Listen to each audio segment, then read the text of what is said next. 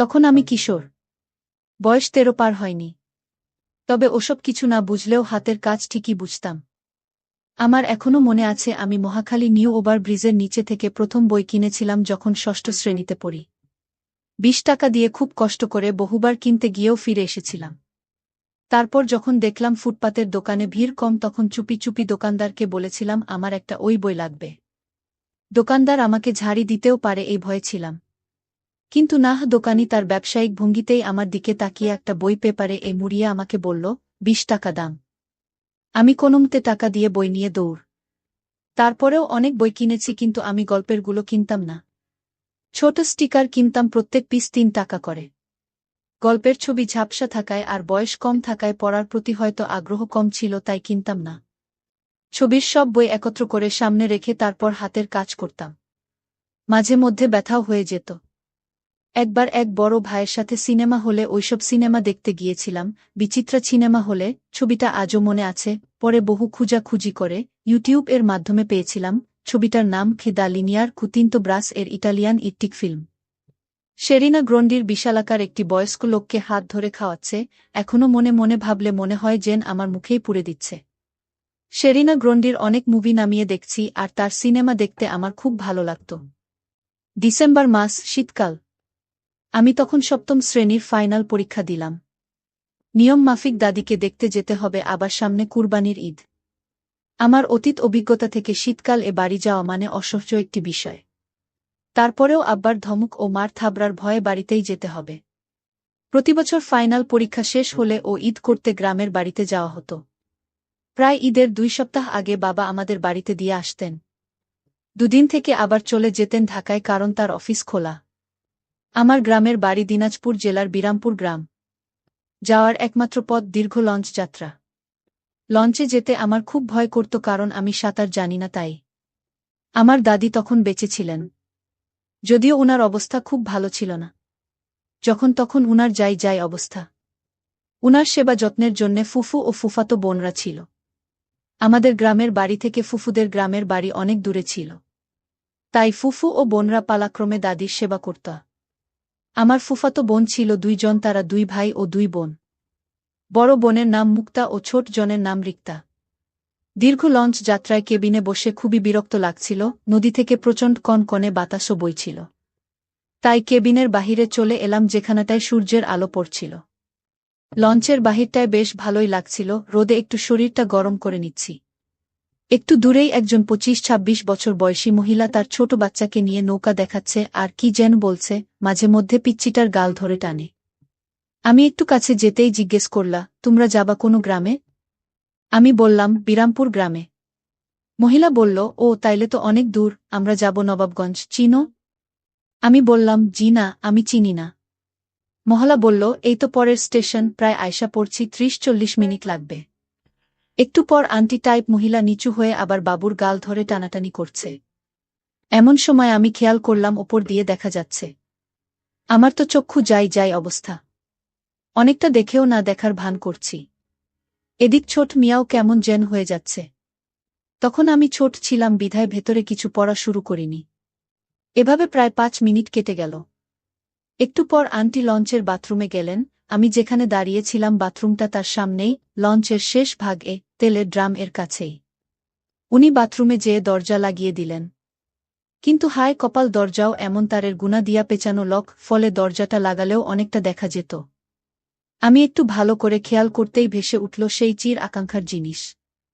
আর সেখান থেকে বাহির হচ্ছে অজস্র পানির ধারা। একটু পরন্ত বিকেলের রোদের আলো আমাকে এদিক দিয়ে অনেকটা উপকার করছে। বাস্তবে প্রথম দেখলাম এই কি জিনিস। এই বয়সে এখন মনে পড়ে সেটি। এমনটা দেখে আমার মনে হলো আঙ্কেল অনেক শক্তিশালী। একটু পরে নেমে পড়ল তার গন্তব্যস্থানে। নামার সময় তিনি আমার দিকে তাকিয়ে একটু হাসলেন। আমার মনে হয় তিনি ধরে ফেলেছেন আমি তার সব দেখে ফেলেছি। তারপর প্রায় ২ ঘণ্টা লঞ্চে বসে আমি তাকে কল্পনা করেছি। স্টেশনে আমার চাচাতো ভাইরা হাজির ছিলেন। তারা আমাদের ব্যাগগুলো মাথায় নিয়ে গ্রামের দিকে রওনা হলেন। আমিও তাদের পিছু পিছু হাঁটা দিয়ে অবশেষে বাড়ি পৌঁছালাম। বাড়ি পুরো গম গম করছে, আমরা আসার খবর পেয়ে আমাকে এটা ওটা জিজ্ঞেস করছে। আমার তো কোনো দিকে মন নেই। কখন নিজেকে শান্ত করব ওই তালে আছি। এমন সময় আমার ফুফাতো বোন রিক্তা লেবুর শরবত নিয়ে এল।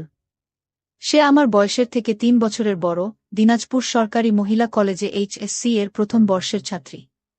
তার গায়ের রং হলদে ফর্সা, এই রং আমি নিজেও পছন্দ করি।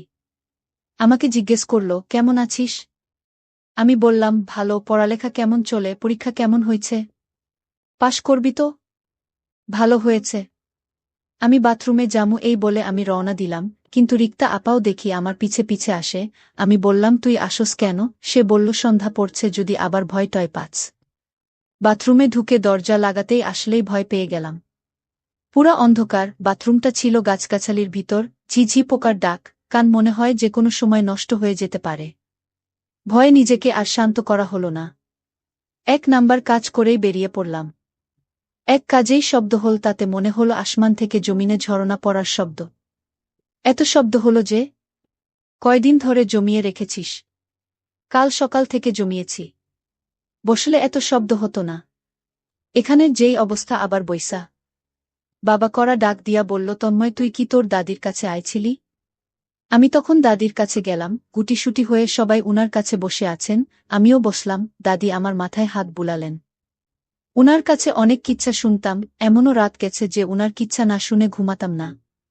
আজ উনি তেমন কথা বলতে পারেন না, কোনো মতে হাত পা নাড়ান। মা বলল, আগে কত কিচ্ছা শুনতে আসতি, আর এখন কাছেই আস না। চাচা চাচির সামনে মা বাবা ফুফু সেখানে রয়েছে, আমার পিছনে দাঁড়িয়ে আছে ২ ফুফাতো বোন। বড় ফুফাতো বোন অনার্স পড়েন।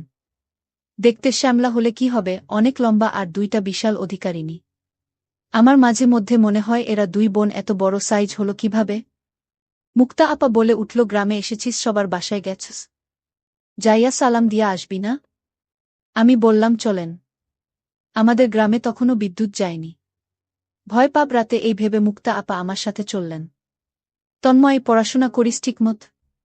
আমি বললাম, জি করি। বড় আপা আমাকে বগল তলায় ধরে নিয়ে যাচ্ছে যাতে আমি ভয় না পাই। সেই অনুভূতিটা আমার খুব ভালো লাগছিল। এমনি লঞ্চে এক কাহিনী হয়েছে, কিছুই করতে দিতে পারিনি। আমিও মাথা দূরে সরাচ্ছি না, আমি ছোট, উনি কিছু মনে করবেন না এই ভেবে মাথা কাছাকাছি করে রেখেছি। মনে মনে অনুভব করতে লাগলাম, যদি একটার পারতাম। এরকম করে এ বাড়ি থেকে ও বাড়ি গিয়ে সালাম জানিয়ে আসলাম। অন্ধকার, আমার ছোট মিয়া রাগারাগি করছে, সমস্ত রাগ যেন তার মাঝেই জমা হয়েছে। দুঃখের বিষয়, তার রাগ আমি কিছুতেই থামাতে পারছি না, জায়গার অভাবে। রাতে খাবারের পর ঘুমানোর পালা। আমাদের বাড়িতে ৩টা রুম। একটিতে দাদি দখল করে আছেন।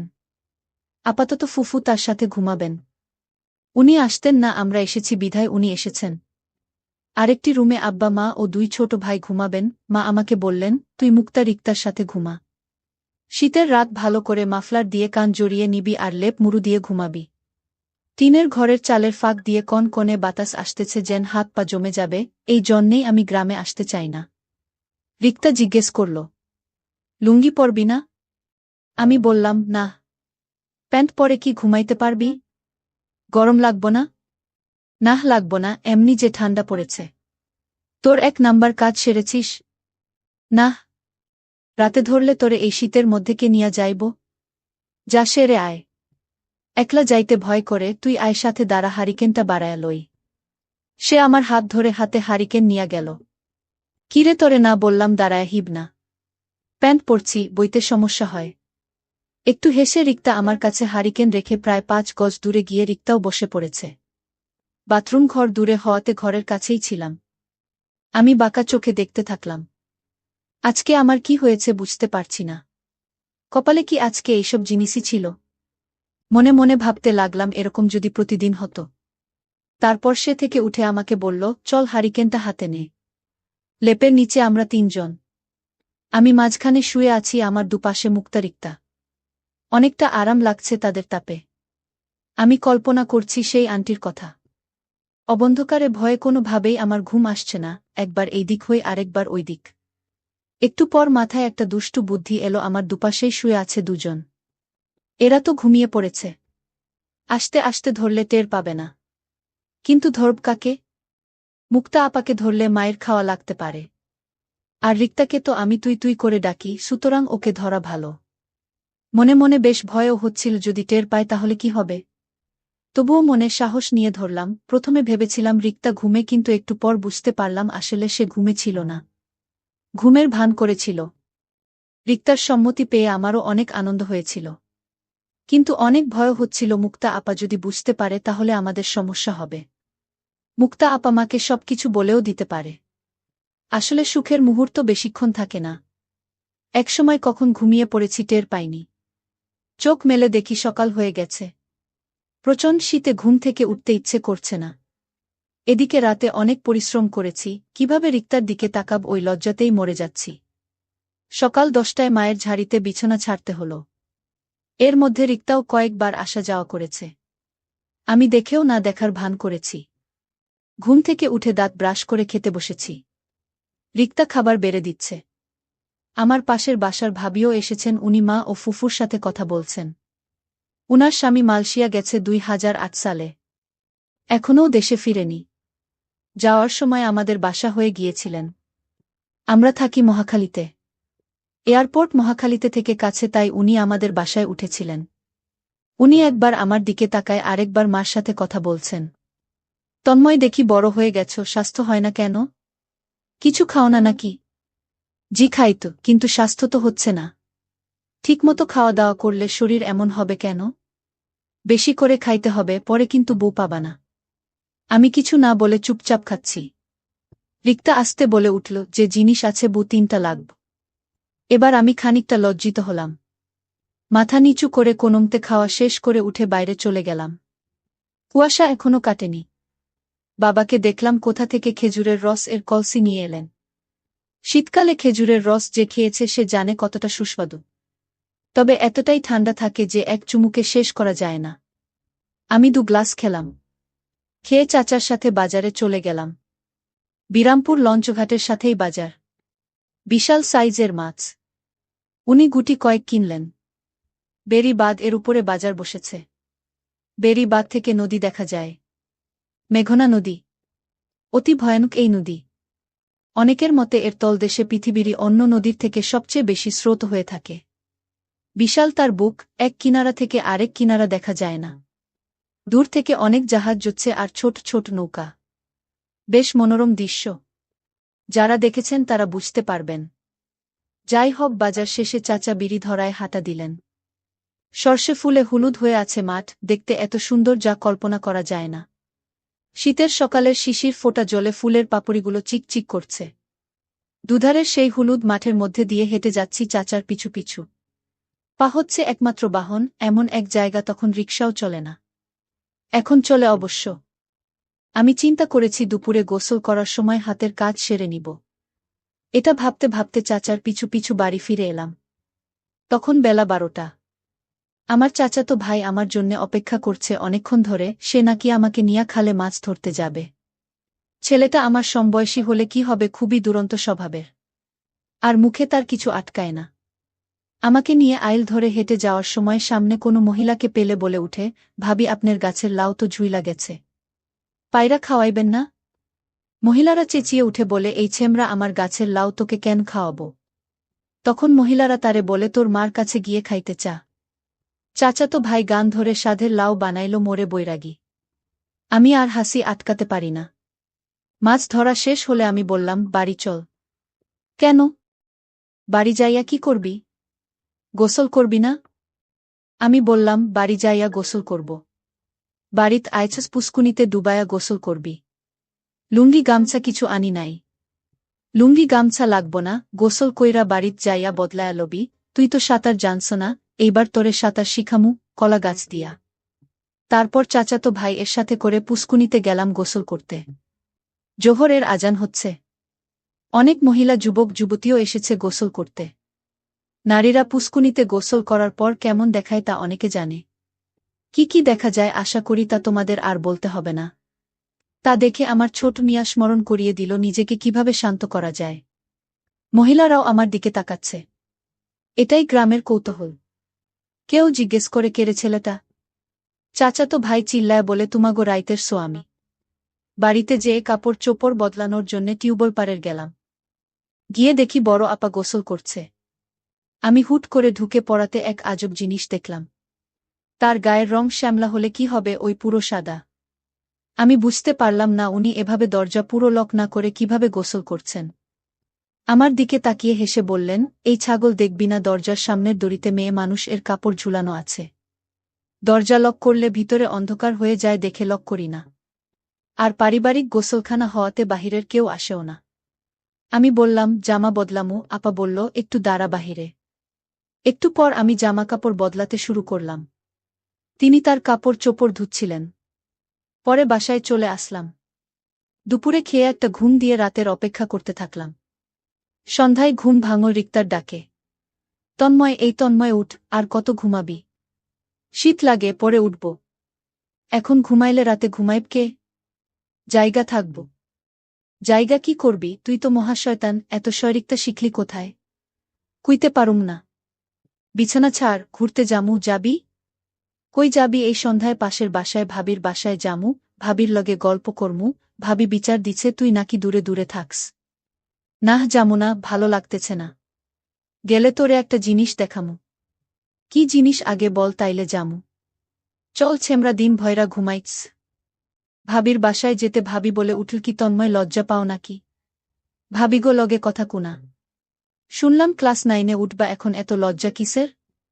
গ্রামে আইছো ভাবিদের সাথে কথা বলবা, খোঁজ খবর নিবা, তাইলে সিনা ভালো লাগে। ভাবিদের কাছে তো দেবররা আসব, মজা করব, এত লজ্জা ভালো না। রিক্তা একটু পর জোরেই বলে উঠে, ওর আবার লজ্জা আছে নাকি? এখনই সব বুঝে। ভাবি মুচকি হেসে বলে, এখন থিকাই তো শিখব। রিক্তা জবাবে বলে উঠে, হো একটু পরে বল, ভাবি ভাই তো বিদেশ গেছে, তাই আমি তোমার দায়িত্ব নিব। ভাবি বলে, না, আমার ভাই ভালো আছে। তন্ময় কথা কুনা কেন, কিছু খাইবা নাকি? আমি বললাম না। ভাবিদের খাটের সাথে টেবিল। আমি টেবিল ঘেঁষে খাটে বসে আছি। রিক্তা টেবিলের উল্টো দিকে চেয়ারে বসে আছে। একটু পর টেবিলের নিচে দিয়ে রিক্তা পা দেখি আমার পায়ের উপর ঠুয়া দিচ্ছিল। আমি কিছুই বলছি না। রিক্তা দাঁত কামড়ে বলে উঠে, কি হা, কি দেখ শয়তান? আমি বললাম, জিনিস দেখা। কি জিনিস দেখতে চান আপনি, শয়তানের নানা? আমি শয়তান না, তুই শয়তান। ভাবি কি কইব তুই এরম করতাচ্ছ?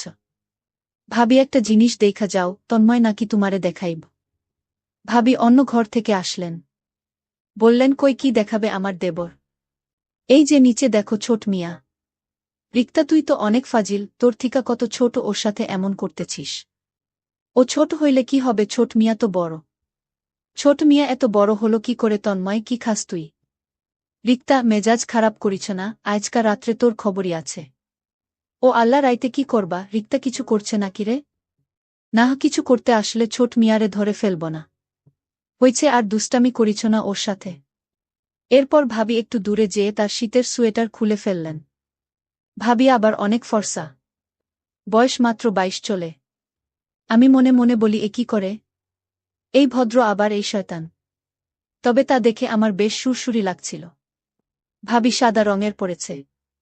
রিক্তা আমার দিকে তাকিয়ে বলে, কি দেখ, চোখ কানা করে দিমু। এরপর ভাবি বলে, আগে বলবে না আমার দেবরটার দাবি না হয় একটু পূরণ করতাম। রাতে ঘুমানোর সময় গত রাত্রের মতো একই ঘটনা শুরু করলাম। আজকে কোনো দ্বিধা নেই। প্রথমে একটু বাধা দিলেও পরে আমার হাতের ঝটকায় কোনো বাধা দিল না।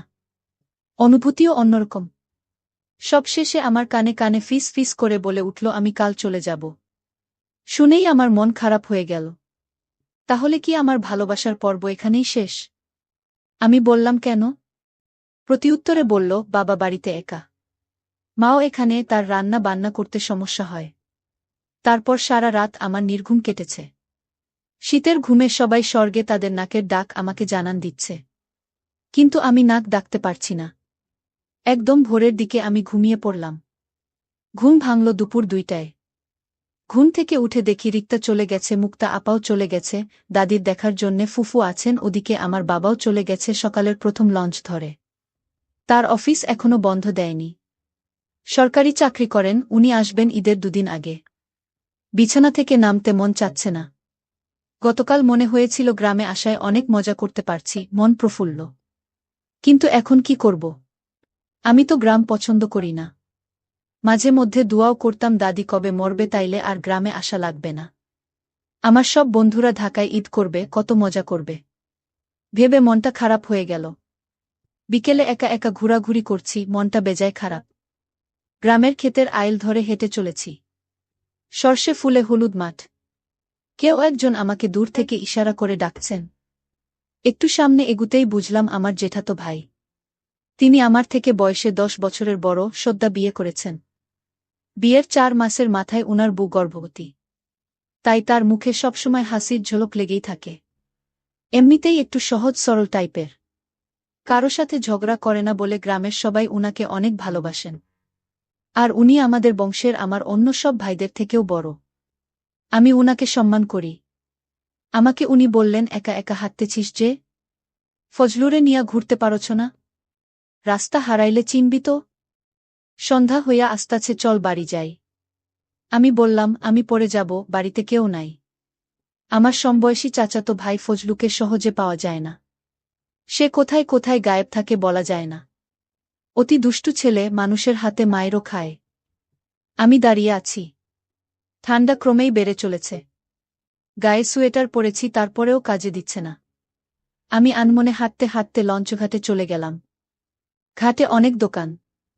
চায়ের দোকানে গ্রামের মুরব্বিরা কথা বলছেন। কেউ কেউ আমার দিকে তাকিয়ে থাকেন এক দৃষ্টিতে।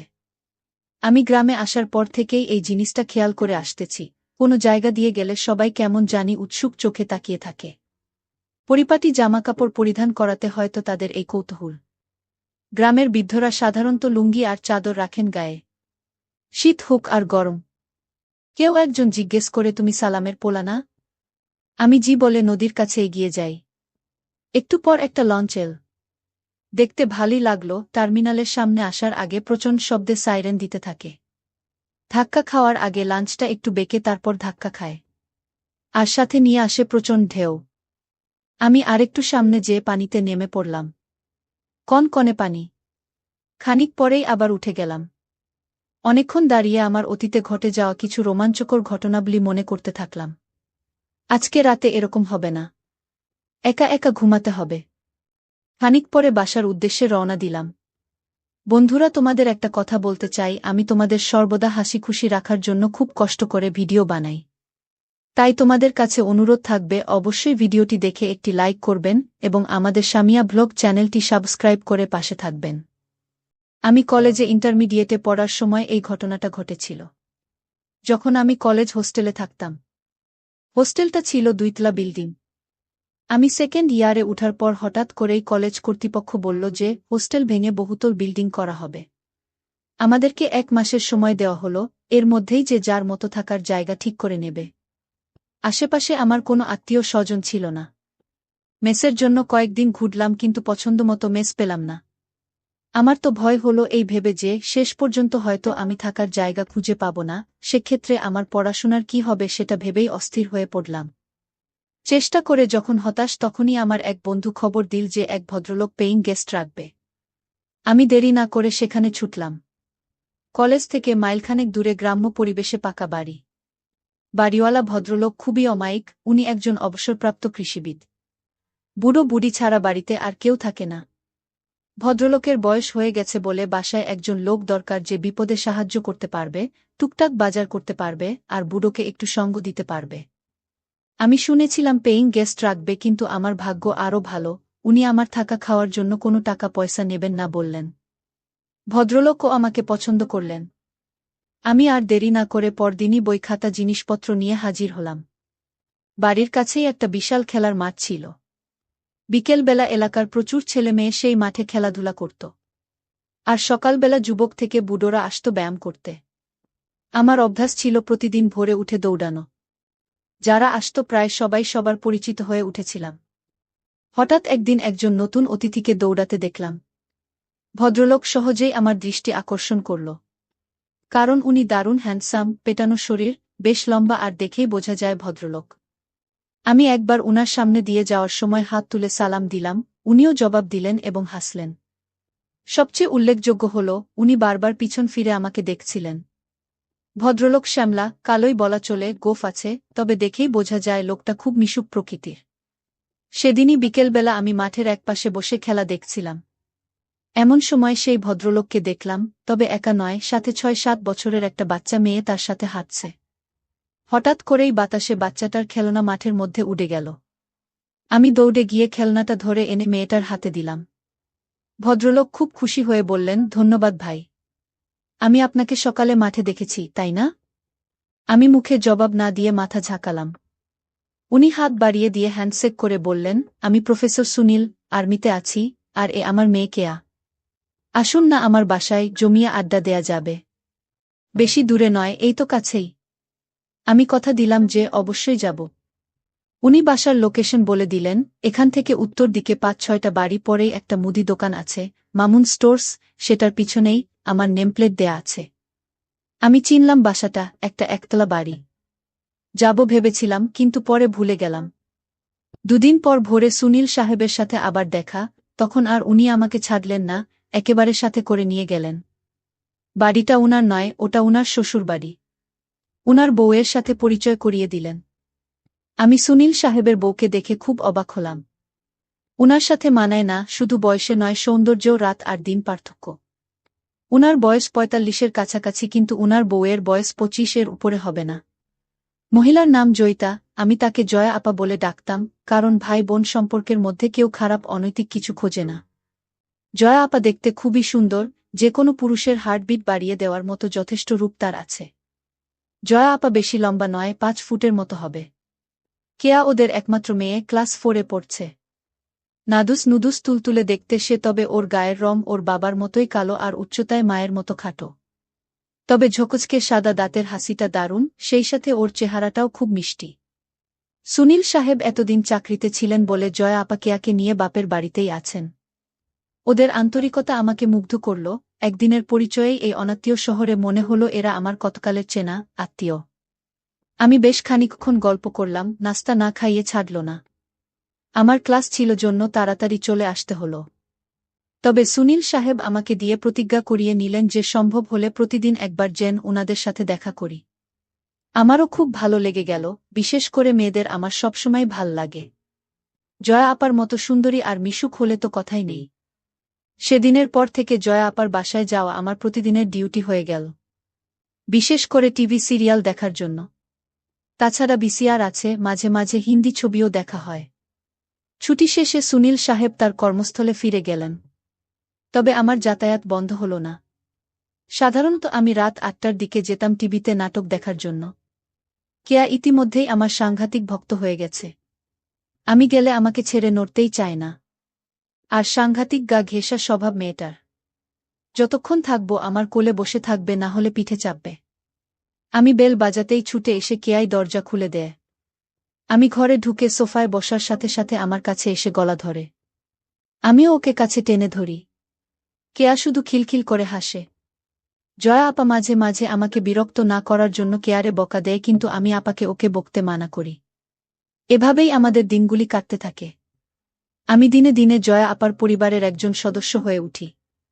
মা মেয়ে দুজনের সাথেই আমার ঘনিষ্ঠতা হয়ে ওঠে। তবে আমি একজন মেয়ে লোভী হলেও কেয়ার সাথে আমার সম্পর্ক ছিল একেবারেই নির্ভেজাল, স্বাভাবিক।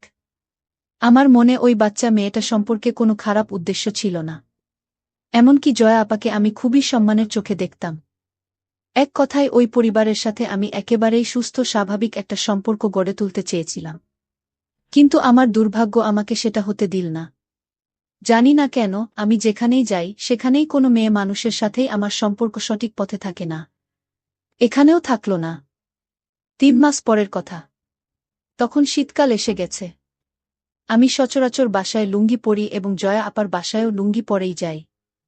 শীতের জন্য কয়েকদিন হলো গায়ে একটা চাদর জড়াচ্ছি। কেয়া যথারীতি আমার কোলে বসে এবং আমার চাদরের ভিতরে ঢুকে পড়ে। মাঝে মধ্যে কেয়ার নড়াচড়া এতটাই অস্বাভাবিক হয়ে পড়ে যে আমি গরম হয়ে পড়ি। কিন্তু আমি এই পরিবারের সাথে সম্পর্কটা নষ্ট করতে চাই না বলে খুব সাবধান থাকি, যাতে আমার দিক থেকে কোনোরকম দুর্বলতা প্রকাশ হয়ে না পড়ে। কিন্তু সবসময় মনে হয় আমরা যা চাই বিধাতা তা চান না। প্রকৃতপক্ষে সবই তো তার দখলে। একদিন আমি যথারীতি জয়া আপার বাসায় গিয়ে ড্রয়িং রুমে টিভি ছেড়ে বসলাম। আপা রান্নাঘরে ব্যস্ত ছিল বলে আমাকে বসতে বলে চলে গেল। কেয়া পড়াশোনা করছিল। আধ ঘন্টা পরে কেয়া পড়া শেষ করে ড্রয়িং রুমে এলো। আমাকে দেখেই ছুটে এসে আমার দুই পাশে পা দিয়ে কোলে বসে চাদর সরিয়ে। কেয়া কখনো আমার কোলে বসে স্থির থাকে না, সেদিনও বেশিক্ষণ স্থির থাকল না। মিনিট পাঁচেকের মধ্যেই ওর নড়াচড়া শুরু হয়ে গেল। তবে সেদিনের নড়াচড়ার পরিমাণটা ছিল একটু বেশি। আমি বললাম, কিরে অমন করছিস কেন? কেয়া বলল, আমার চুলকাচ্ছে।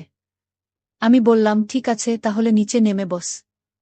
আমার কথা শুনে কেয়া উঠে দাঁড়ালো, আর আমি আমার পা দুটি সরিয়ে কেয়া আমার দুই পায়ের মাঝে সোফার উপরে বসল। কিন্তু কেয়া সম্ভবত বুঝতে পেরেছিল যে সোফার মাঝখানে মোটা দড়ির মতো কিছু একটা আছে। আমি ওটাকে থামানোর যথাসাধ্য চেষ্টা করলাম কিন্তু পারলাম না। ওর কানের কাছে ফিসফিস করে ধমকে বললাম, এই কেয়া, কি হচ্ছে এসব, ছাড় বলছি। তখন কেয়া বলল, ছাড়ব না, তুমি শক্ত বানালে কেন? ছাড়ব না, কি করবে তুমি? আমি এবারে অন্য পথ চেষ্টা করলাম, বললাম, আপা দেখলে কিন্তু মেরে ফেলবে। কেয়া হেসে বলল, মা রান্নাঘরে তোমার জন্য পোলাও মাংস রাঁধছে, এদিকে আসবে না। আমি বললাম, তবুও এসব ভালো না, লক্ষ্মী মেয়ে, ছাড়ো বলছি।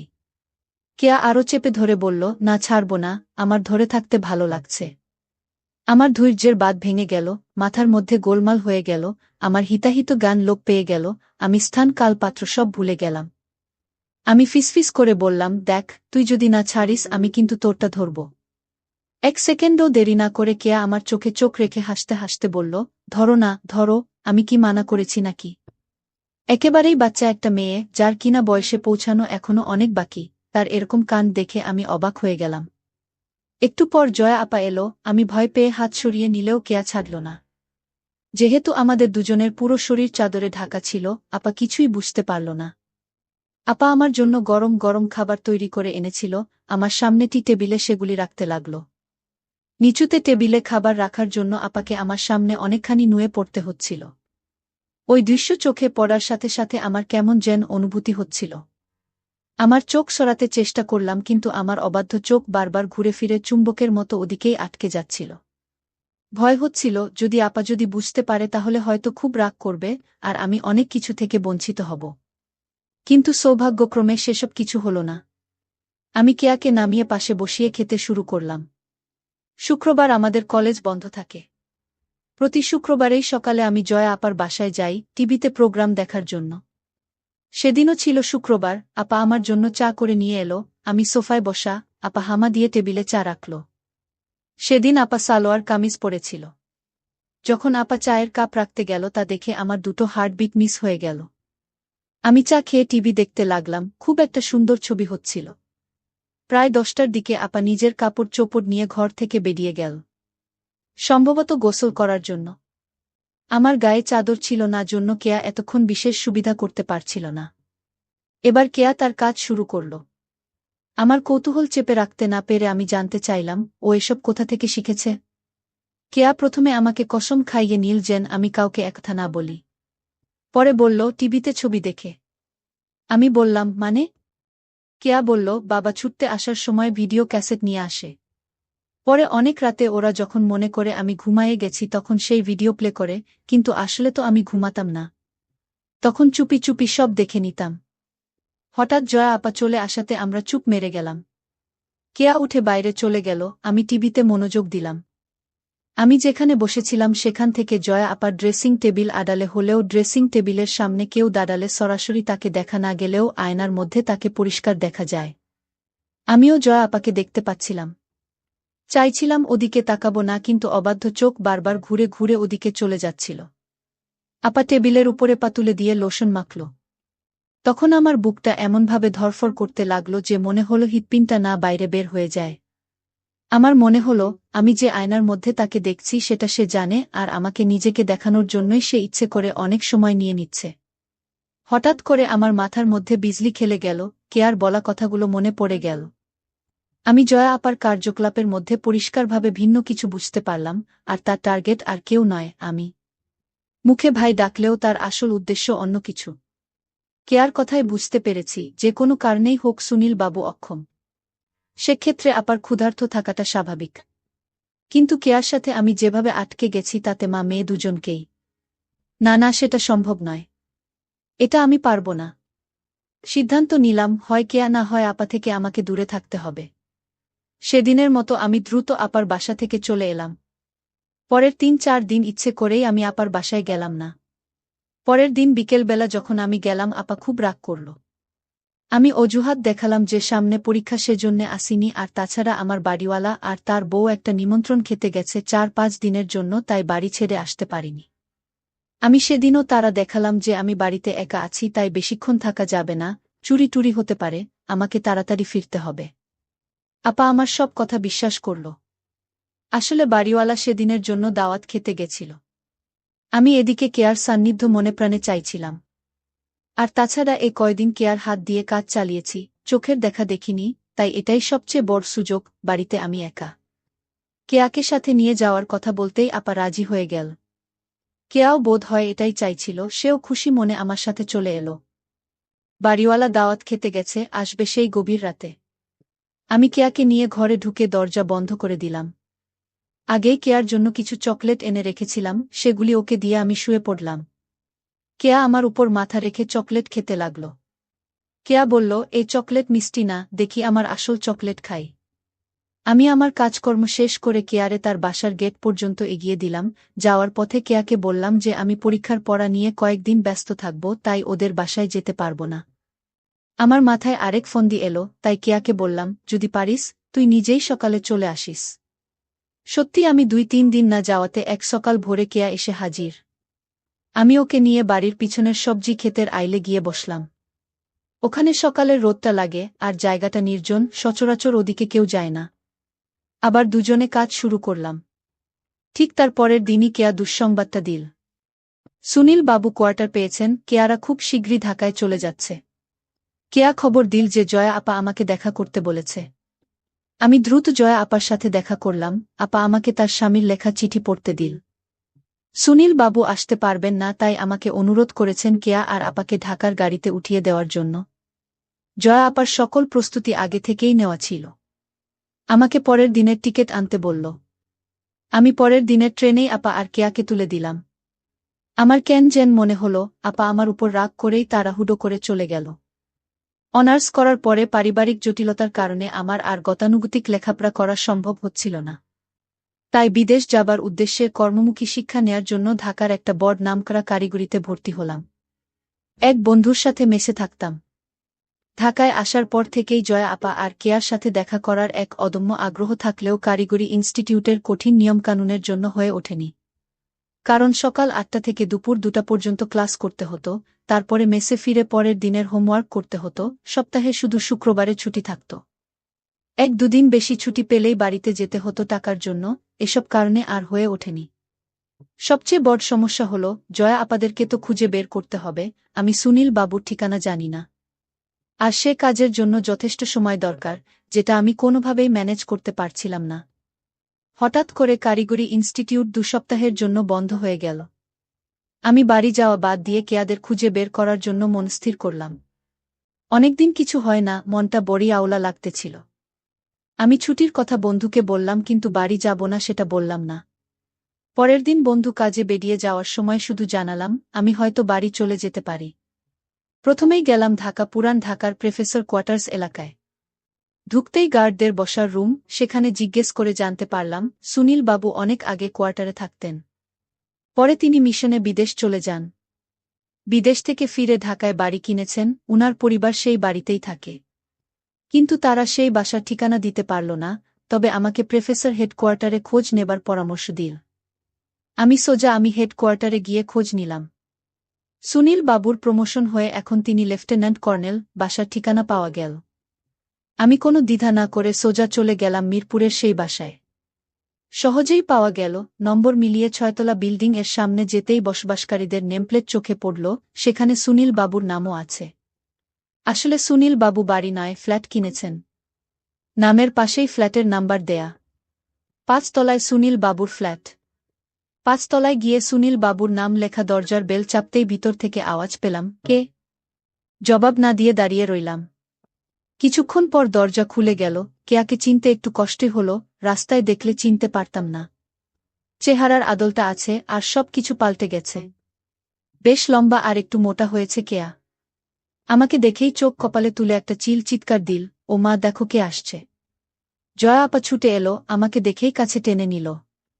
বাসায় ঢোকার পর একটু অভিমান, একটু রাগ, কেন আসিনি, কেন খবর রাখিনি, এইসব চলল অনেকক্ষণ ধরে। বিকেলে সুনীল বাবু ফিরেও এক চোট বকা দিলেন।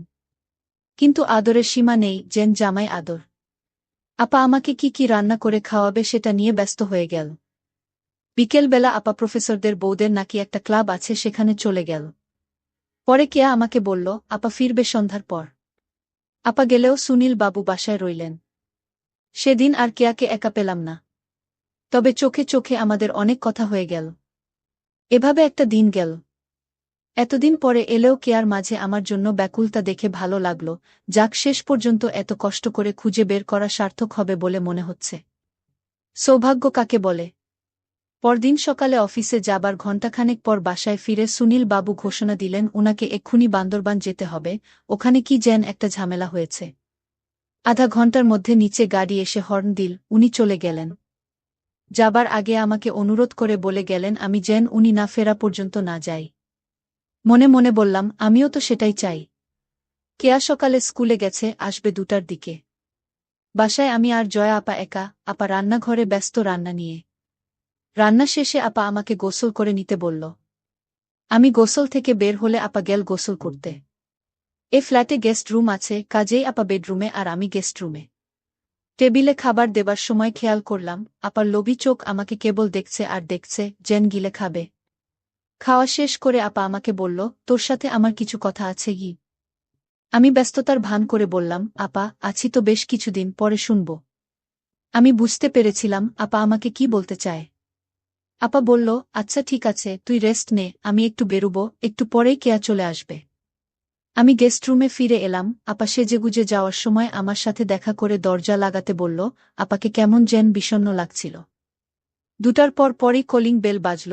দরজা খুলে দিতেই কেয়ার হাসি মুখ দেখতে পেলাম, খুশিতে চমকাচ্ছে। ঘরে ঢুকেই বলল, বাবা আসেনি? ওর বাবার বান্দরবান যাওয়ার কথা ওকে জানালাম। শুনে আরও বেশি খুশি হল, আমাকে নিয়ে নাচতে লাগল, আর গান গাইতে শুরু করল। কেয়া বেশ লম্বা হয়েছে। মনে হলো মাঝের এই 5টি বছর কেয়ার কাছে 5টি দিনের মতো। কেয়া সেই আগের মতোই আছে, একটুও বদলায়নি। আমাকে চকাস চকাস করে অনেকগুলি হামিং দিয়ে বলল, মামা ওয়েট করো, আমি আসছি। কেয়া দৌড়ে ওর রুমে চলে গেল, স্কুল ড্রেস খুলে স্কার্ট আর টি শার্ট পরে এলো। এসেই ঘোষণা দিল, মামা চলো আজ আমরা একসাথে গোসল করব। আমি অবাক হয়ে বললাম, বলিস কি? কেয়া বলল, হ্যাঁ, এটা আমার অনেক দিনের স্বপ্ন। তোমাকে নিয়ে আরও কত যে স্বপ্ন আমার এই ছোট্ট বুকের মধ্যে গেঁথে রেখেছি সেটা তুমি কিভাবে বুঝবে? এতগুলি বছর পরে তুমি এলে, আর আমি তোমাকে প্রতিটা দিন মিস করেছি। কেয়া কাঁদতে লাগল, চোখের পানি মুক্ত বিন্দুর মতো ঝরে পড়ছিল। একটু স্থির হয়ে আবার আমাকে তাড়া দিল, কই চলো, বললাম না দুজনে একসাথে গোসল করব? আমি বললাম, কিন্তু আমি তো গোসল করে নিয়েছি। কেয়া বলল, তাতে কি, আবার করবে? আমি বললাম, তুই সত্যিই একটুও বদলাসনি, কেবল বড়ি হয়েছিস। কেয়া হাসল, বলল, বড় তো হয়েছি তোমার জন্য, তখন যা পারোনি, এখন সব উসুল করে নাও, তোমাকে সব উজাট করে দেব, এটা আমার অনেক দিনের আশা। আমি কেয়াকে বললাম, একটা সত্যি কথা বলবি? তুই কি এখনো প্যাকেট আছিস? কেয়া বড় বড় চোখ করে আমার দিকে তাকিয়ে বলল, মামা তুমি তোমার কেয়াকে চেনো না? তুমি ছাড়া ওই দুনিয়ায় আর কে আছে যে আমার কষ্ট বুঝবে? আমি তো তোমার জন্যই সব জমিয়ে রেখেছি। আমাদের প্রথম প্রথম একটু কষ্ট হলেও পরে আমাদের মজা চলে এলো। সন্ধ্যার একটু পর জয়া আপা আসলো, জানালো আজ কাজের চাপ কম ছিল বলে তাড়াতাড়ি আসতে পেরেছে। রাতে জয়া আপার কি যে হলো আমি বলতে পারবো না, কিন্তু সে যেটা করল তা আমাকে ওই রাতটা সারা জীবনের মতো স্মরণীয় করে দিল। অন্যান্য দিনে রাতে মশারি টাঙানোর জন্য এসে আপা যদিও মশারি গোজার সময় আমাকে হালকা ছুঁয়ে চলে যায়, কিন্তু আজ এমন করছে কেন? মাথার মধ্যে আমার চিন্তার ঝড় বয়ে যাচ্ছে, একটা দ্বন্দ্ব চলছিল, আপার কথা রাজি হব নাকি হব না। শেষ পর্যন্ত সিদ্ধান্ত নিলাম, না রাজি হব না, ও তো কেয়ার মা, আমি তার কথা কিভাবে রাজি হই? তাকে যে আমি বড় শ্রদ্ধার চোখে দেখি। আমি বললাম, আপা আমি তোমার কথা রাখতে পারব না। আপা রেগে বলল, কেন রাখতে পারবি না শুনি? আমাকে বলতেই হবে, যদি তুই সুনির্দিষ্ট কারণ দেখাতে পারিস, কথা দিচ্ছি, আমি এখান থেকে চলে যাব, না হলে আজ তোকে আমার কথা রাখতেই হবে। আর তুই কি ভাবিস আমাকে? হ্যাঁ, আমার চোখ কান সব বন্ধ। তুই আর কেয়া যে ডুবে ডুবে জল খাচ্ছিস আমি বুঝি পাই না? আমার মাথায় যেন বজ্রপাত হলো, হাঁ করে রইলাম। আপা আমার অবস্থা দেখে বলল, সেটাই তো বলি, ভাবছিস মা আর মেয়েকে একই সাথে কিভাবে? আমি সম্বিত ফিরে পেয়ে বললাম, হ্যাঁ তাই তো, কেয়া তোমার মেয়ে, আর তুমি যখন জানোই যে আমি আর কেয়া কি করছি, তাহলে আমাকে এমন কথা বলতে তোমার লজ্জা করল না? আপা বলল, তুই কি ভাবিস আমি কিছুই জানি না, বুঝি না? সব জেনেও চুপ করে আছি কেন জানিস? তোকে ভাল লেগেছে বলে। আমি বললাম, কিন্তু তোমার মেয়ে? আপা আমার চোখে চোখ রেখে বলল, কে আমার মেয়ে? কেলা? না, ও আমার পেটের মেয়ে নয়, পালক মেয়ে। সুনীলও ওর বাবা না। এবার একবার আমার চমকাবার পালা। বললাম, তাহলে? আপা আমাকে দিয়ে কসম খাওয়ালো, বলল যে এসব কথা আমি কেয়াকে যেন না বলি। পরে বলল, কেয়া সুনীলের বোনের সন্তান। বোনকে কলঙ্কের হাত থেকে বাঁচাতে সুনীল এই নাটকটা করেছিল, কেয়াকে নিয়ে এসে মানুষ করছে। জয়া আপা বন্ধা, তার কোনো বাচ্চা হওয়ার সম্ভাবনা নেই। তাছাড়া প্রায় ৮ বছর আগে সুনীল একটা অ্যাক্সিডেন্ট করে। কোমরে আঘাত লাগে, সেই থেকে সুনীলের ক্ষমতা নষ্ট হয়ে গেছে। আপার সব শোনার পর আর কোনো বাধা রইল না, আপার কষ্টগুলো বুঝতে পারলাম আর তার সব কথা মেনে নিলাম। তার কিছুক্ষণ পরে হঠাৎ আমার চোখ পড়ল বাথরুমের দরজার দিকে। দরজাটা এদিক থেকে আটকানো ছিল না, কিন্তু সামান্য একটু ফাঁক হয়েছিল। আমি সেদিকে ভালো করে থাকাতেই দরজাটা একটু নড়ে উঠল, আর একটা ছায়ার মতো কি যেন সরে গেল। বুঝলাম ছায়াটা আর কেউ নয়, কেয়া। এতক্ষণ দাঁড়িয়ে দাঁড়িয়ে আমার আর জয়া আপাকে দেখছিল। একটু ভয় পেয়ে গেলাম, কি জানি কি আছে কপালে, কে জানে। পরদিন কেয়া স্কুল থেকে ফেরার পর খুব গম্ভীর হয়ে থাকল। আমি কিছু বলতেই ফোঁস করে উঠল, ভাল লাগছে না, যাও। আমি বললাম, ঠিক আছে, আমার ব্যাগ গুছিয়ে দে, আমি আজই চলে যাব। তখন একটু নরম হল। জানতে চাইলাম, কি হয়েছে? অনেক বোঝানোর পর বলল, কালকে তুমি আর মা, তাই না? আমি বললাম, তুই রাগ করেছিস? কেয়া বলল, না, তবে কষ্ট পেয়েছি, সে যাক, তুমি তো আর আমার স্বামী না যে তোমাকে আমি আঁচলে বেঁধে রাখব। আমি আগে থেকেই বুঝতে পেরেছিলাম যে মা আগ্রহ আছে তোমার উপর, সেই প্রথম থেকেই। ভেবেছিলাম কেয়া হয়তো আর রাজি হবে না, কিন্তু শেষ পর্যন্ত নিজেই আমাকে সুযোগ দিল।